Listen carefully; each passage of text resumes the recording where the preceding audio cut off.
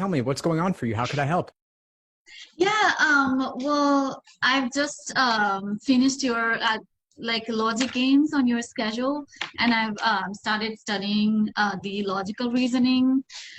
But then when I was doing the logic games section, I I'm able to make a diagram and make deductions and inferences and answer all the questions. But I did have a question about splitting.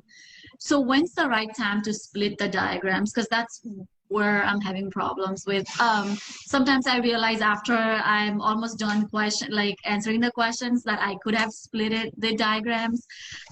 So I wanted to know, are there any indicators or anything that I should look at to split the diagrams in the beginning?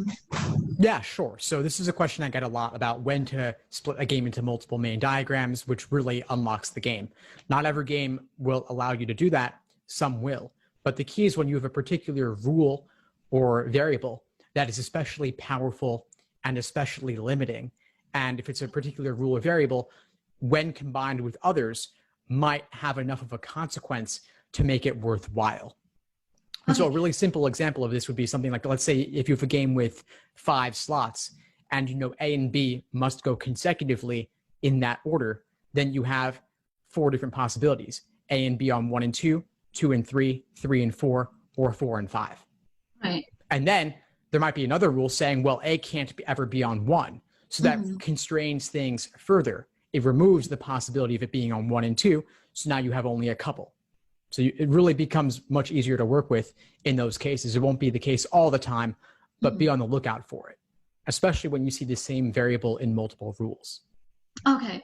I think on the linear games, like ordering games, I know if there is like a box, so A and B, A is immediately before B or B is immediately before A, then I'm able to do that. Or if the rule says like F and N must go in one, or the 7th, then I'm able to do it. But I'm having a hard time doing that on the grouping section.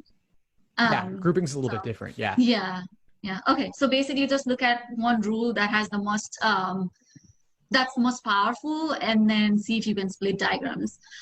So how many diagrams would you say maximum like to split in? Typically, I'd say probably 3 or 4 would be the most that most people feel comfortable doing. But you could potentially do more as long as you're systematic about it, that you're being methodical, that you're not just drawing a handful of random things, but the game is really going in this direction or that. And then maybe you have option 1 and option 2, and then option 1 becomes 1A and 1B, 2 becomes 2A and 2B. But if there's a 2C, you could lay that out also, and that's a lot to juggle. But maybe out of those 5, one of them would end up being invalid for some other reason. You could knock it out. Right. Okay.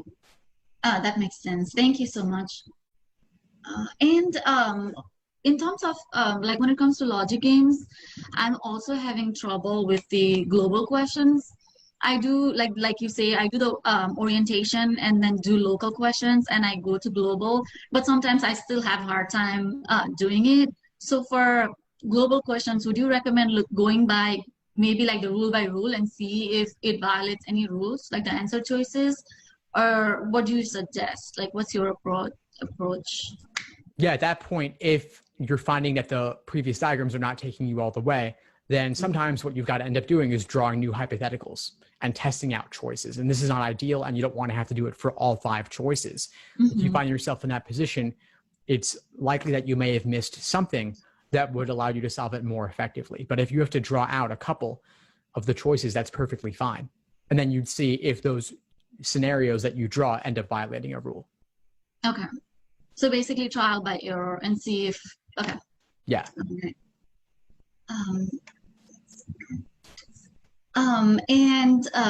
I think I have a pretty good handle on logic games apart from that. But I'm just started studying for LR. So do you have any tips for anyone who is just starting LR, like what to do and what not to do? Well, you got the course. So, I mean, dig in there. I've got tons of resources laying out the foundation. I'd say a common mistake in general is just diving right into timed sections without building the foundation first. And the other thing I would say is with logical reasoning, notice that there's that general order of difficulty in the section. So keep that in mind, that question 5 is going to be likely easier than question 25 or question Right. 18. So just bring that into play a little bit when you're drilling questions by type, when you're just starting off. You may not want to start with the ones in the late teens and early 20s in that section. You might want to start with the easier ones and work up from there. Okay. Sounds good. Yes, I do have your 4-month study plan, and I'm doing that day by day, breaking it. But I did have a question. So, is it okay if I have time and then if I want to do like 2 days or 3 days worth of work one day? Is that a little bit too much to actually understand like the content, or is it okay if I combine 2, 3 days in one, like on the weekends maybe? Is that okay? For some days that could be fine, as long as you're not going to burn out, as long as you're not doing 8 hours or 10 hours in a day, that could be fine. The schedule is much more important for the level of specificity it contains about what to do than the exact day-by-day breakdown. So if some days you do more work, other days you do less, that's fine. Doing 3 days worth of work in one day might be a lot. It just depends on how those exact days are laid out. And if that particular topic plays to your strengths more than others, then maybe you could. Okay. All right.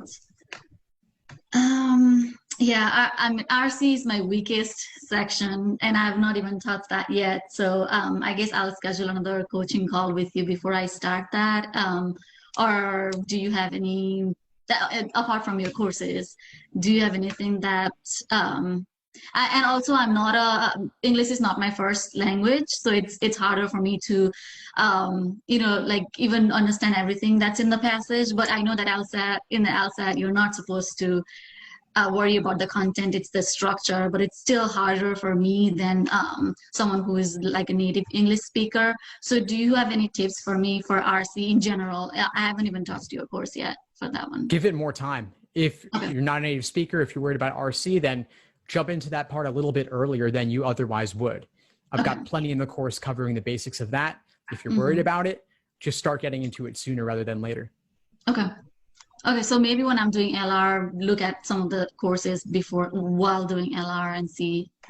Okay. Yeah, mix it in as a way of giving yourself some variety there. Yeah. Okay.